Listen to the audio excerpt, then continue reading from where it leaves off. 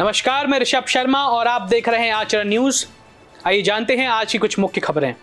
चिनौर में बारिश ने कई परिवारों को किया बेघर। ग्वालियर डेंगू की गिरफ्त में हर रोज सामने आ रहे हैं मरीज। स्वच्छता अभियान में शामिल हुए ज्योतिरादित्य सिंधिया। किसानों को न्याय दिलाने के लिए कांग्रेस ने निकाली न्याय यात्रा। सरकारी स्कूल में मध्याह्न भोजन, ऊर्जा मंत्री को आलू की सब्जी में नहीं मिला आलू। आइए जानते हैं आज की कुछ खबरें विस्तार से।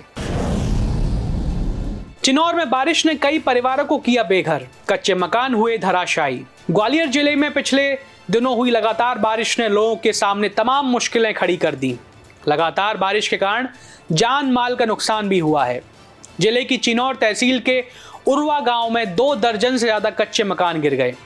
कच्चे मकान जिन्हें मड़ैया कहा जाता है, बरसात में गिर जाने से इनमें रहने वाले लोग बेघर हो गए। ऐसे में कुछ परिवारों को ग्राम पंचायत के दफ्तर में और कुछ को आंगनवाड़ी केंद्र में रखा गया है। इसी गांव की जानकी देवी और उनके परिवार को खुले में रहना पड़ रहा है। इसी तरह लक्ष्मी के पास भी कोई रहने का ठिकाना नहीं है। इतना सब कुछ होने के बाद भी प्रशासन की तरफ से कोई भी इन परिवारों की सुध लेने नहीं पहुंचा। ग्राम पंचायत उर्वा के सरपंच मसूआराम कहते हैं कि उन्होंने स्कूल और पंचायत भवन में इन लोगों के रहने की व्यवस्था की है। गाँव उर्वा से बोल रही हूँ। मेरी 4 मड़ैयाँ बारिश से पूरी गिर चुकी। अब कोई रहने की कोई व्यवस्था नहीं है मेरे पास। कोई नहीं आया जा पे हमारे घर पे। साहब हमारी मड़ैया थी एक कच्ची, वो भी टूट गई, गिर गई। पूरा सामान उसी में दब गया और पूरा सामान और भी निकाल लिया है। वो हमने आरसी पे जमा कर लिया है अपना। बाहर गली में रह रहे हैं। हमारी बहुत परेशानी है। कोई नहीं आया है अभी तक। ना किसी ने कोई सलाह दी, ना किसी ने मोहल्ले वाले ने सामान बाहर रखवा दिया। तो हम आरसी पे रह रहे हैं। अध्यक्ष सचिव कोई नहीं आया सर्विस। गांव में कर ले गए पर इतने जाटा मोहल्ला में नहीं आए। हमारे बरसात के कारण कुछ लोगों की, गरीबों की मड़ैयाँ गिर गई हैं। कुछ लोग तो समता भवन में, स्कूल में बस ये खाने लीले की व्यवस्था नहीं है। उनकी व्यवस्था अगर हो जाए तो आप कर दीजिए। सरकार से निवेदन है मेरा।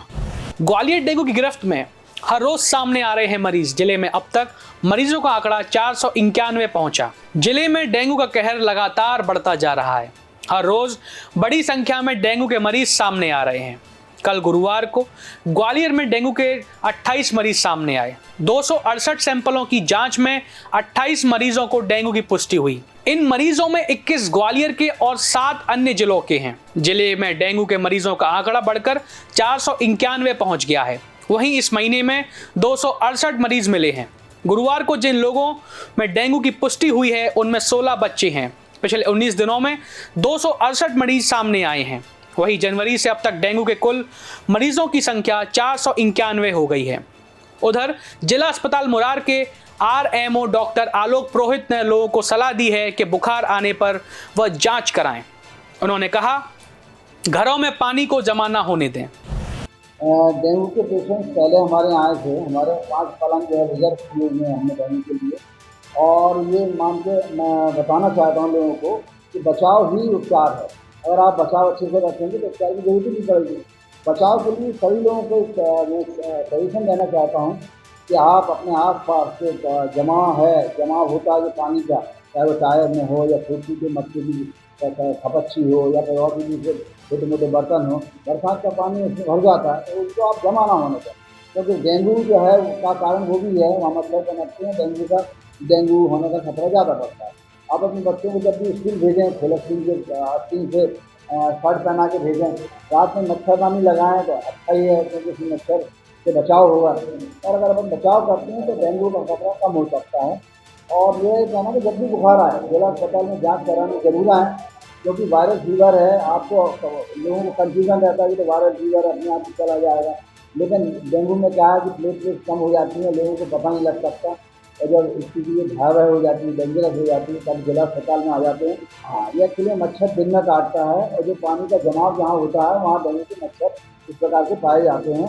इसलिए अपन को जमा नहीं होने देना पानी को किसी भी रूप में। अपने कूलर में भी देखें तो पानी नहीं जमा रहे। और कूलर का सीजन देखे तो पानी नहीं भरना है उसमें, जब ह्यूमिडिटी होगी तो अब कूलर में से भी पानी हटा लें और जहाँ भी पानी का जमा हो रहा है वहाँ से हटा लें। डेंगू के लक्षण है कि थोड़ा फीवर रहता है, उसमें हेडेक होता है और पेशेंट को थोड़ा कमजोरी महसूस होती है, प्लेटलेट्स डाउन होती है। तो इस प्रकार का अगर लक्षण आप देखें तो आप हमारे जिला अस्पताल में आ जाएं, डेंगू की जांच कराएं। डेंगू की जांच कराने के बाद आप बेफिक्र हो जाएंगे। अगर डेंगू नहीं होगा, वायरल फीवर होगा, तो हम जो है प्रिकॉशन के तौर पर एंटीबायोटिक्स वगैरह देते हैं। अगर डेंगू होगा तो उसका फिर विशेष उपचार हमारे स्पेशलिस्ट के द्वारा किया जाता है। इसलिए सबसे पहले हम यही कहना चाहेंगे कि आप अपनी कभी भी किसी प्रकार का बुखार हो, सिर दर्द हो, है ना, तो आप यहाँ जिला अस्पताल में जाके अपनी जांच जरूर कराएं। हमारे पास डेवलप्ड पैथोलॉजी है और इस प्रकार अपना सुरक्षा रखेंगे तो डेंगू से बचाव किया जा सकता है। स्वच्छता ही सेवा अभियान, हम सब मिलकर देश को स्वच्छ बनाएंगे। केंद्रीय संचार एवं पूर्वोत्तर क्षेत्र विकास मंत्री ज्योतिरादित्य सिंधिया ग्वालियर आए और यहाँ उन्होंने कई कार्यक्रमों में हिस्सा लिया। वह अचलेश्वर भारत संचार निगम लिमिटेड परिसर में स्वच्छता ही सेवा अभियान का हिस्सा बने। उन्होंने कहा, मां भारती के प्रति सेवा भाव के साथ सभी लोग स्वच्छता ही सेवा अभियान में सहभागी बने। हम सब मिलजुल कर अपने देश को स्वच्छ बनाएंगे तो विश्व पटल पर देश की छवि और अच्छी होगी। कार्यक्रम में ऊर्जा मंत्री प्रद्युम्न सिंह तोमर व पूर्व विधायक मुन्नालाल गोयल भी मौजूद रहे। यहाँ केंद्रीय मंत्री ने भारत संचार निगम के अधिकारियों एवं कर्मचारियों सहित कार्यक्रम में मौजूद सभी लोगों को स्वच्छता की शपथ दिलाई। साथ ही एक पेड़ मां के नाम अभियान के तहत कार्यालय परिसर में आम, जामुन व अमरूद के पौधे भी रोपे। कार्यक्रम को संबोधित करते हुए केंद्रीय मंत्री ज्योतिरादित्य सिंधिया ने कहा कि राष्ट्रपिता महात्मा गांधी ने स्वच्छता की जो अलग जलाई थी उसे प्रधानमंत्री नरेंद्र मोदी ने संकल्पित होकर आगे बढ़ाया है। स्वभाव स्वच्छता, संस्कार स्वच्छता थीम पर प्रधानमंत्री के जन्म दिवस 17 सितंबर से महात्मा गांधी जी की जयंती 2 अक्टूबर तक स्वच्छता ही सेवा पखवाड़ा मनाया जा रहा है। महात्मा गांधी ने जिस भारत का सपना देखा था उसमें से बल्कि एक स्वच्छ एवं विकसित कल्पना की। महात्मा गांधी जी की जंजीरों को तोड़कर माँ भारती को आजाद कराया। मैं शपथ लेता हूँ कि मैं स्वयं स्वच्छता के प्रति सजग रहूंगा और इसके लिए समय दूंगा। हर वर्ष 100 घंटे यानी हर सप्ताह 2 घंटे श्रमदान करके स्वच्छता के संकल्प को साथ करूंगा। किसानों को न्याय दिलाने के लिए कांग्रेस ने निकाली न्याय यात्रा। कलेक्ट्रेट पहुंचकर राज्यपाल को नाम दिया ज्ञापन। कांग्रेस ने आज पूरे मध्य प्रदेश में किसान न्याय यात्रा निकाली। इसी कड़ी में शहर में भी कांग्रेस की किसान न्याय यात्रा निकाली गई। फूलबाग चौराहे पर कांग्रेस के कार्यकर्ता जमा हुए। यहां से मध्य प्रदेश के पूर्व कृषि मंत्री सचिन यादव और प्रदेश कांग्रेस उपाध्यक्ष और राज्यसभा सांसद अशोक सिंह की अगुवाई में किसान न्याय यात्रा शुरू हुई। फूलबाग से यात्रा ट्रैक्टरों के जरिए कलेक्ट्रेट के लिए रवाना हुई। न्याय यात्रा में शामिल कांग्रेस नेता और कार्यकर्ताओं ने राज्य सरकार के खिलाफ वादा खिलाफी का आरोप लगाया। साथ ही प्रदेश में बढ़ते महिला अपराध, एमएसपी सहित अन्य मुद्दों को लेकर राज्य सरकार की आलोचना की। दोपहर 2 बजे किसान न्याय यात्रा कलेक्ट्रेट पहुंची। सुरक्षा के मद्देनजर किसान न्याय यात्रा के साथ ही कलेक्ट्रेट को छावनी में तब्दील कर दिया गया था। कलेक्ट्रेट में पहुंचने के बाद पूर्व कृषि मंत्री सचिन यादव ने ग्वालियर जिला प्रशासन को राज्यपाल के नाम ज्ञापन सौंपा। पूर्व कृषि मंत्री सचिन यादव ने कहा, भाजपा ने किसानों को छला है जबकि कांग्रेस सरकार ने हमेशा न्याय किया।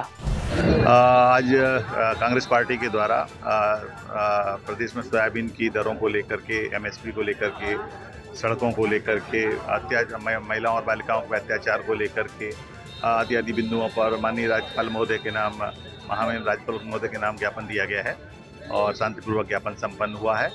उनका आंदोलन भी शांतिपूर्वक संपन्न हो गया है और उन्होंने जो ज्ञापन दिया है वो राज्यपाल महोदय को भेज दिया जाएगा। उनकी जो परेशानी है उसको सरकार समझ नहीं रही। लगातार उनकी जो आवाज़ है उस आवाज़ को ये सरकार नज़रअंदाज करने का काम कर रही है।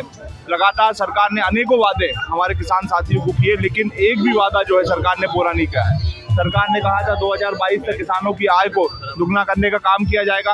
आज दिनांक तक किसानों की आय दुगनी होना दूर की बात है, किसानों की जो लागत मूल्य है वो लागत मूल्य तक नहीं निकल पा रही है। सरकार ने कहा था 3000 में धान खरीदने का काम किया जाएगा, जो है 2700 रुपये में जो है किसानों का गेहूँ खरीदने का काम किया जाएगा, लेकिन एक भी जो वादा है वो सरकार ने पूरा नहीं किया है।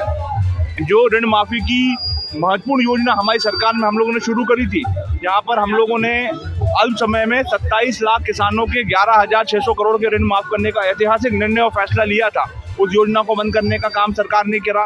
और एक तरफ सरकार जो है किसानों की बात करती है, किसानों को अपना भगवान कहती है, खुद को अपना पुजारी कहती है, लेकिन जब किसान की बात आती है तो सरकार हमेशा जो है कदम पीछे हटाने का काम करती है। ये सरकार आज जो वर्तमान परिस्थिति है, जहाँ पर अति वर्षा से पूरे मध्य प्रदेश में हमारे किसानों की जो फसलें हैं वो चौपट हो गई हैं, लेकिन सरकार की तरफ से ना तो उनके सर्वे करने की दिशा में कोई कदम उठाया जा रहा है और ना ही उनको कोई मुआवजा देने की दिशा में कोई बात हो रही है। लेकिन जब हमारी सरकार थी, हमारी ये सोच थी, हमारा प्रयास था कि हमारे किसानों की हम लागत मूल्य किसी प्रकार से हम लोग कम करें, और उसकी शुरुआत हम लोगों ने करी थी। हमने हमारे समय में किसानों की जो बिजली का बिल था, उस बिजली का बिल को आधा करने का काम हमारी सरकार में करा था। लेकिन जब भारतीय जनता पार्टी की सरकार आई है, सरकार ने हमेशा हमारे किसानों को एक से वोट बैंक के रूप में किसानों को देखा है, लेकिन जब किसान को कुछ देने की बात आती है तो ये सरकार हमेशा पीछे रहती है।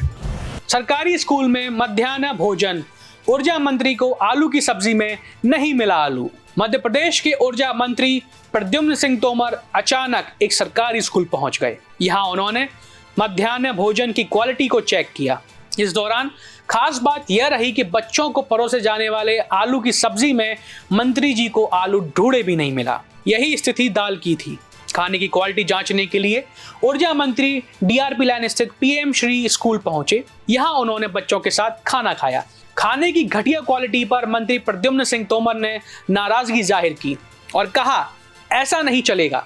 सरकार चाहती है कि बच्चों को पौष्टिक और गुणवत्तापूर्ण भोजन मिले। ऊर्जा मंत्री ने यह भी कहा कि कर्मचारी इस मामले में लापरवाही ना बरतें। उन्होंने कहा, अधिकारी और कर्मचारी सुधर जाएं, वरना उनके खिलाफ कार्रवाई की जाएगी। देश दुनिया की सभी खबरें देखने के लिए जुड़े रहिए आचरण न्यूज से। आचरण न्यूज, हर कदम आपके साथ।